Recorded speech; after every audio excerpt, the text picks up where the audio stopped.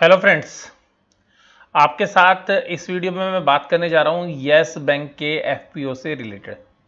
तो सबसे पहली बात है कि यस बैंक का एफपीओ खुलने वाला है और 15 तारीख से वो ओपन होगा रिटेल इन्वेस्टर्स के लिए। तो रिटेल इन्वेस्टर्स के दिमाग में एक ही सवाल है कि मार्केट के अंदर प्राइस 25 रुपीज़ पे ट्रेड कर रहा है और जो एफपीओ का प्राइस है वो इससे कहीं जो है लगभग लगभग आधे प्राइस के आसपास है। तो क्या इसे शेयर्स के अंदर अप्लाई करना चाहिए या नहीं करना चाहिए, तो उससे संबंधित जो है मैं सवाल आपके साथ शेयर करूंगा।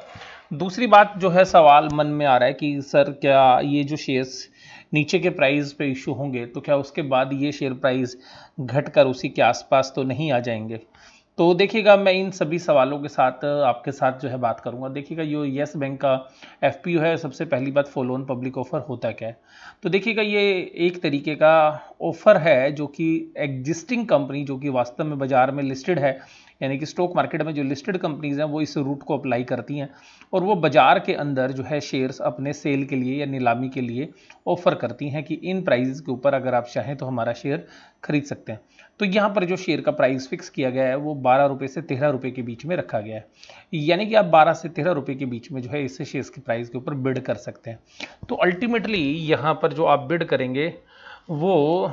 आपका मैक्सिमम प्राइस 13 रुपये, और उसके बाद अगर एप्लीकेशंस बहुत ज़्यादा मात्रा में आती हैं तो प्रोपेशनेट अलॉटमेंट या प्रो राटा अलॉटमेंट आपको किया जाएगा। तो यहाँ पर देखिएगा सबसे खास बात मैं आपके साथ जो करने जा रहा हूँ वो ये कि इसमें अप्लाई करना चाहिए या नहीं करना चाहिए।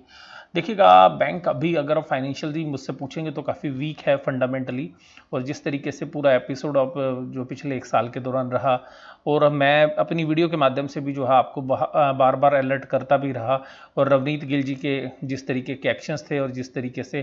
प्रेफरेंशियल अलॉटमेंट से संबंधित जो खबरें आती रही थी उसके दौरान मैं आपको बहुत बार जो है जब इसके प्राइस 70-80 रुपये 60 रुपये के आसपास ट्रेड किया करते थे, बहुत बार मैंने आपके साथ वीडियो शेयर की। तो वहाँ पर भी हालांकि उसके बाद जो है शेयर के प्राइस नीचे आ गए। तो एक्चुअली हिम्मत नहीं होती है रिटेल इन्वेस्टर्स की अगर शेयर्स ऊपर के प्राइजेस पे लिए हों और फिर उस प्राइजेस पे एग्जिट करना,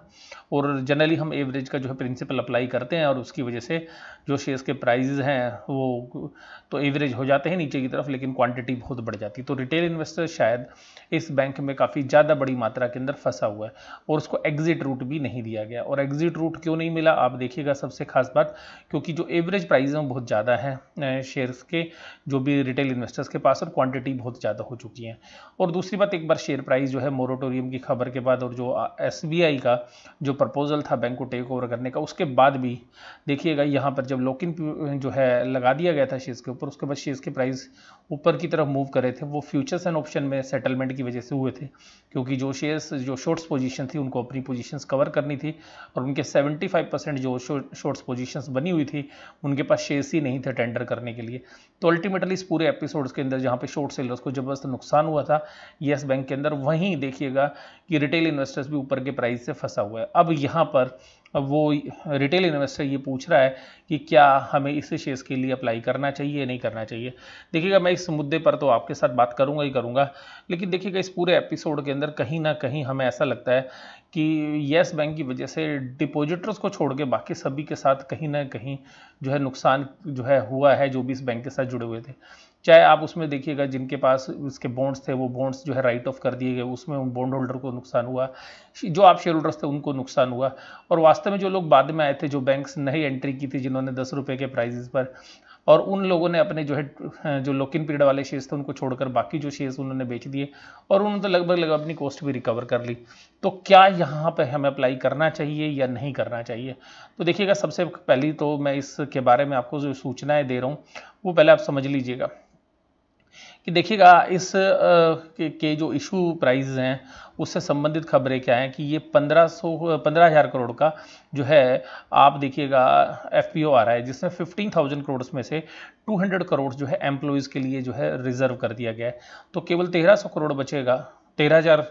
करोड़ बचेगा। तो 13,000 करोड़ के अंदर से आप ये मान के चलिएगा कि जो है कुछ जो है इंस्टीट्यूशंस के पास भी कोटा रहेगा। तो जो रिटेल इन्वेस्टर्स के लिए वो करीबन 35% के आसपास की बात हो रही है कि 35% कोटा जो है वो रिटेल इन्वेस्टर्स के पास रहेगा। हालांकि जो एग्जिस्टिंग शेयर होल्डर्स है उनके लिए कोई रिजर्वेशंस नहीं रखी गई हैं। तो देखिएगा, मैं एक सीधी सी बात ये करूँ कि अगर आप शेयर्स के प्राइस आज 25 रुपये देखें और उसके बाद ये जो लिक्विडिटी बैंक के पास आएगी, तो बैंक की जो कैपिटल एडिक्वेसी रेशियो है, यानी कि जो उसको बैंक को चलाने के लिए जो कैपिटल चाहिए वो पर्याप्त मात्रा में उसके पास उपलब्ध होगी। और मोरेटोरियम की वजह से भी आप लोग जानते हैं कि बैंकों को एक फर्दर कैपिटल की जरूरत है। तो यहाँ पर इस कैपिटल को जुटाने के बाद हालांकि बैंक की परफॉर्मेंस जो है पहले के मुकाबले में इंप्रूव होगी, और जिसकी वजह से हो सकता है कि वैल्यूएशंस ऊपर की तरफ मूव करते हुए नजर आए। लेकिन दूसरी बात और भी है यहाँ पे कि जो शेयर्स के प्राइस एग्जिस्टिंग 25 रुपये चल रहे हैं और यहाँ पर शेयर अगर 12 या 13 रुपये के प्राइस बैंड के अंदर आ रहा है, तो वहाँ पर आप देखेंगे तो 12 से 13 रुपये का जो प्राइस बैंड आप देखेंगे, और उसके अंदर भी 1 रुपये का जो डिस्काउंट है वो एम्प्लॉय को है। तो अगर 25 रुपीज़ के चीज़ के अंदर अगर आप कोई 13 रुपये की चीज़ को मिक्स करेंगे, तो अल्टीमेटली जो नेट असेट्स वैल्यू है वो वास्तव में इंपैक्ट करती है। हालांकि अभी बुक वैल्यू शेयर्स की 10 रुपये के आसपास है, तो 10 रुपये की वैल्यू के अंदर अगर आप 12 रुपये की चीज़ वैल्यू ऐड करेंगे तो बुक वैल्यू तो बढ़ेगी। लेकिन अगर आप, क्योंकि बुक वैल्यू 10 रुपये की चीज़ में अगर 12 या 13 रुपये मिला रहे हैं, तो अल्टीमेटली जो एवरेज प्राइस है वो 10 रुपये से ऊपर आ जाएंगे। तो फेयर वैल्यू जो है वो तो घटेगी, लेकिन बुक वैल्यू बढ़ जाएगी। और फेयर वैल्यू क्यों घटेगी? फेयर वैल्यू मतलब मार्केट वैल्यू। आप 25 रुपये की चीज़ में 13 रुपये की चीज़ जोड़ रहे हैं आप, तो आपकी फेयर वैल्यू जो है घटेगी। मुझे लगता है कि और भी घट सकती है। तो हो सकता है कि अगर एफपीओ के बाद भी अगर इस शेयर्स का प्राइस घटकर भी 20 रुपये के आसपास या 22 रुपये के पास सेटल होता है, और इवन 18 रुपीज़ के आसपास भी सेटल होता है, तो यहाँ पर मुझे ऐसा लगता है कि जो ट्रेडिंग के लिए मैं I am not confident about the investing in yes bank, लेकिन ट्रेडिंग के लिए मैं आपको सीधी सी बात बोलूँगा कि यहाँ पर ट्रेडिंग के लिए एक अच्छा मौका बन सकता है, और इन शेयर्स के लिए जो है अप्लाई करना चाहिए। और क्योंकि जो मार्केट के अंदर जो प्राइस है वो अभी भी यहाँ से लगभग डबल है, तो अगर करेक्शन भी आती है तो वो उतनी करेक्शन नहीं आएगी जैसे कि पहले येस बैंक में आती थी, क्योंकि वो फ्यूचर्स एंड ऑप्शंस में ट्रेड करते थे वो उस समय पर शेयर्स। तो यहाँ पर आप दोनों एंगल्स को अगर आप कैलकुलेट करें कि आपकी फेयर वैल्यू जो है वो बेशक से बाजार में कम हो जाएगी, लेकिन बुक वैल्यू इंप्रूव होगी, बैंक की कैपिटल एडिक्वेसी रेशियो इंप्रूव होगी। और दूसरी बात यहाँ पर जो सबसे खास बात है वो ये है कि आपको यहाँ पर एक ऐसा, हमें लगता है कि एक श्योर गेन जो है वो मिलेगा। और शायद जो है एसबीआई की मैनेजमेंट, क्योंकि इस बैंक को कंट्रोल करती है आज की डेट में, तो एसबीआई की मैनेजमेंट जो है शायद एक तरीके से रिटेल इन्वेस्टर्स को रिवार्ड करना चाहती है, इसलिए कि यहाँ पर क्योंकि रिटेल इन्वेस्टर्स को बहुत भारी नुकसान हुआ था। आप में से बहुत सारे जो ऐसे व्यूअर्स भी होंगे जिनको मेरी बात थोड़ी अजीब लग रही होगी कि सर ये जो एसबीआई ने ये ऑफर दिया एग्जिस्टिंग शेयर होल्डर्स को देना चाहिए था, क्योंकि अगर एज पर द लॉ भी जाएं तो आपको पहले एग्जिस्टिंग शेयर होल्डर्स को ऑफर देना होता है, अदरवाइज स्पेशल रेजोल्यूशन जो है पास कराना पड़ता है। लेकिन मैं यहाँ पर एक दूसरे तरीके से आपसे बात करूँ और आप समझेंगे भी। बहुत सारे यूट्यूबर्स हैं जो ये कह रहे हैं कि एग्जिस्टिंग शेयर होल्डर्स को दिया जाना चाहिए था, और ये यहाँ पे गलत जो है किया गया है, और उसको सही फोरम पे बात को उठाया जाना चाहिए। लेकिन मैं यहाँ पर एक दूसरी बात बोलता हूँ, वो ध्यान से सुनिएगा, आपको इसका जस्टिफिकेशन मिलेगा। मैं हालांकि एसबीआई का रिप्रेजेंटेटिव नहीं हूँ या येस बैंक का रिप्रेजेंटेटिव नहीं हूँ। देखिएगा, मैं एक लेमैन भाषा के अंदर आपसे बात कर रहा हूँ कि देखिएगा, आज जो येस बैंक के अंदर शेयर होल्डर है, अगर आप ये उन्हीं को केवल राइट देते खरीदने का, तो ये जस्टिफाई नहीं होता। इसका रीजन बताता हूं, क्योंकि अगर आप पिछले 2-3 साल के दौरान देखेंगे तो बहुत सारे ऐसे रिटेल इन्वेस्टर्स हैं या रिटेल ट्रेडर्स हैं जो इस शेयर्स में बहुत भारी नुकसान उठा चुके हैं, और आज उनके पास ये शेयर है ही नहीं। तो अल्टीमेटली जिन लोगों ने भी इस शेयर्स को पिछले साल 2 साल के दौरान खरीदा है और जिन लोगों को इसके अंदर नुकसान हुआ है वो बहुत बड़ी संख्या है। यानी कि पब्लिक एट लार्ज या शेयर होल्डर्स एट लार्ज, जो पहले शेयर होल्डर्स थे, उनको भी नुकसान हुआ है इसमें। तो मुझे ऐसा लगता है कि एसबीआई एक मौका देना चाहता है, जिन लोगों ने कभी भी इसके अंदर लॉस लिया था वो भी लोग इस शेयर्स के अंदर अप्लाई करें। हालांकि उनको जो लॉस हुए होंगे वो तो सारे कंपनसेट ना कर पाए, लेकिन अगर उनका यहाँ पे 4-5 रुपए का कोई भी लॉस अगर कंपनसेट होता है तो वो एक वेलकम जो है स्टेप माना जाना चाहिए, बजाय कि मैं इस बात पे क्रिटिसाइज करूं कि एग्जिस्टिंग शेयरहोल्डर्स को ही इसका शेयर्स का राइट दिया जाना चाहिए था। क्योंकि अगर एग्जिस्टिंग शेयरहोल्डर्स को भी राइट देते और फिर अगर वो शेयर्स को नहीं खरीदते, तो जो सप्लाई है 15,000 करोड़ की वो छोटा अमाउंट नहीं है, जो आएगी इस शेयर्स से, तो वो अगर सब्सक्राइब नहीं होती तो दूसरा चैलेंज जो है यस बैंक के लिए आता। तो मैं यहाँ पे 2 रीजंस देता हूँ, अगर आप उसको लॉजिकली समझें, अगर बीइंग ए चार्टर्ड अकाउंटेंट अगर मैं अपने सीए के दिमाग से इस बात को सोचूं, लॉ के एंगल से सोचूं, तो देखिएगा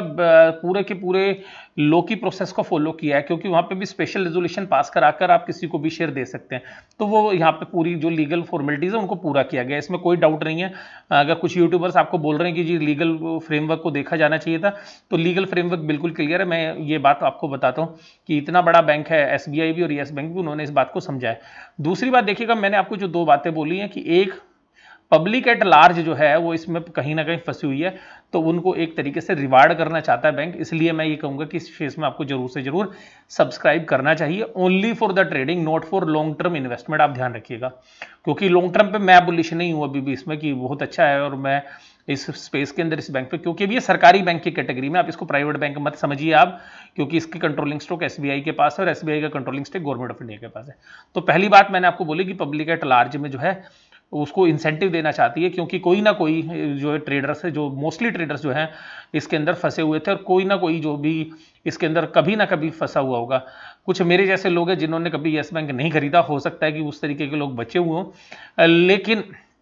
मोस्टली जो है, क्योंकि हम बहुत सारे जो हमारे व्यूअर्स थे उनसे हम बात करते थे, तो वो काफ़ी जो है इसके बारे में सवाल करते थे, और मैं भी वीडियो डालता रहा हूँ पीछे, पास्ट के अंदर भी आप देखेंगे। दूसरी बात मैं आपको बोलता हूँ कि 15,000 करोड़ का जो एफपीओ है उसमें जो कैपिटल रेज करनी है वो एक बहुत बड़ा अमाउंट है, छोटा अमाउंट नहीं है इस बैंक के लिए। अगर आज इस बैंक की पूरी मार्केट कैपिटलाइजेशन को देखेंगे आप, तो उस मार्केट कैपिटलाइजेशन को आप ध्यान से देखेंगे तो आपको बात समझ में आएगी, मार्केट कैपिटलाइजेशन 32,000 करोड़ रुपीज है। तो जितनी अभी उसकी वैल्यू है उसका 1/2 जो है अभी रेज कर रहे हैं, यानी कि 15,000 करोड़ आप जो है रेज कर रहे हैं, तो ये 15,000 करोड़ लगभग आधा बनता है। तो इतना बड़ी कैपिटल रेज करने से जो है शेयर्स के नंबर्स बढ़ने वाले हैं। तो बैंक इस बात को समझता है कि यहाँ पर इतने बड़े अगर इशू के लिए हम अगर रिस्ट्रिक्ट कर दें ओनली शेयर होल्डर्स को, और शेयर होल्डर से एप्लीकेशन या बिड नहीं आई, तो ये फिर हमारे लिए एक बहुत बड़ा चैलेंज होगा। तो मुझे यहाँ पर जो बैंक की क्रेडिबिलिटी पे किसी तरीके का डाउट नहीं है, दोनों रीजंस हैं यहाँ पर इस शेयर्स के अंदर। तो मुझे ऐसा लगता है कि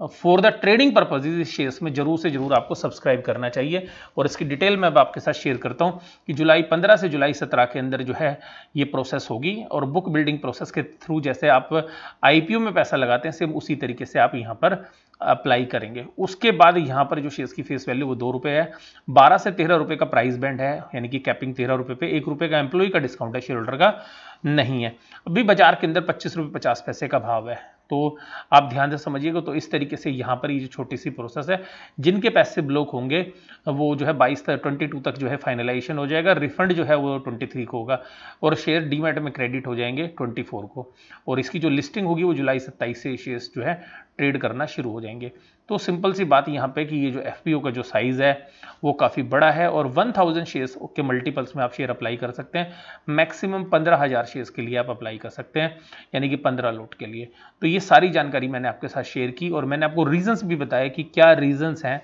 जिसकी वजह से ये शेयर प्राइस सस्ता लाया गया है, और ऊपर के प्राइस पे इसको सब्सक्राइब होने में भी दिक्कत होती, क्योंकि अगर बड़ा इशू, मैं आपको बोल रहा हूँ कि बड़ा इशू है, ज़्यादा प्राइस रख भी नहीं सकते थे। तो सारी बातें मुझे लगता है आपको क्लियर हो गई होंगी। आपको वीडियो कैसी लगी जरूर से जरूर आप मुझे बताइएगा। वीडियो देखने के लिए धन्यवाद, थैंक यू वेरी मच।